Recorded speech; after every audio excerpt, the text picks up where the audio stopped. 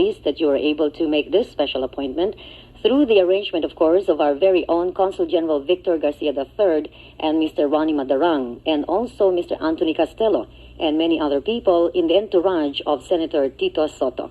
First of all, we'd like to greet our Consul General a very pleasant good day, and we thank you so much for coming by.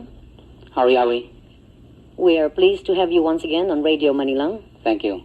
We are honored to have with us Senator Tito Sotto. As you all very well know, he won #1 in the senatorial race in the last elections, and he's here actually in Southern California on a very private visit, but we prevailed upon him to come to the studio this afternoon so that he could update the community on some of the developments in the Philippines, and he could also give them a vision of his plans when he sits in the Senate when it starts in July 27th.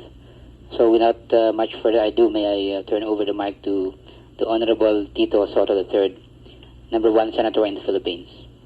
Welcome to our favorite Senator, Tito Sotto. Thank you very much, and good afternoon to you, Awee. Good afternoon to our beloved Consul General, and of course, most especially our fellow Filipinos who are listening to us. Good afternoon.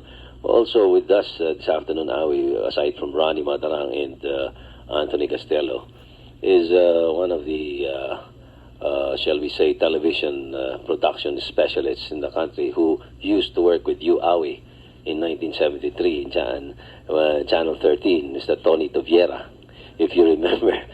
And you remember after you saw him. Okay. Good afternoon to you and everyone. We're indeed very privileged to have the presence of our senator, and of course a wonderful reunion for our kababayans here in Los Angeles, California. Welcome also to Mr. Tony Toviera here to Los Angeles. Now, we are so privileged to have you, Senator Tito Sotto. We also would like to remind you that you were once here interviewed when you were vice mayor. Yes. And indeed, yes, our listeners were so pleased about that, and we're so thankful to Consul General and all the people behind this arrangement for the appointment. Though you are on a private visit, you were able to come here live to Radio Manila to be able to answer some questions perhaps of many of our listeners.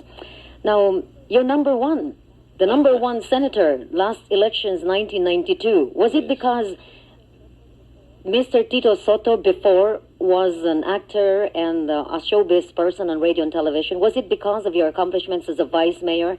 Was it because of your overall personality? What is the magic of Senator Tito Sotto?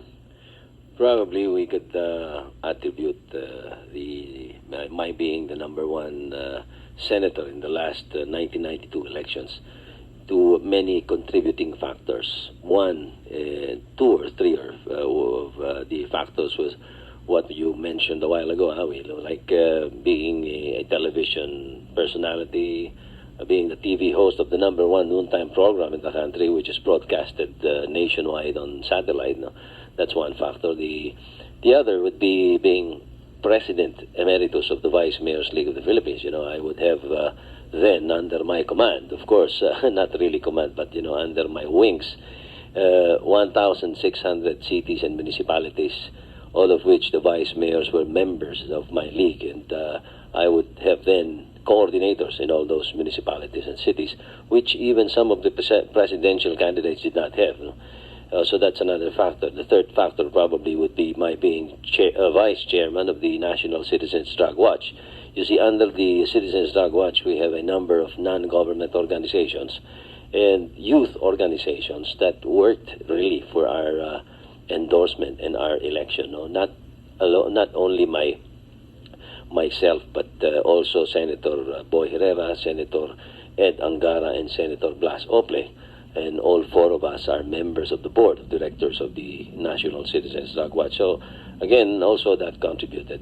Then probably the endorsement of the different the different sectors of religion. No? I was endorsed by the Iglesia ni Cristo.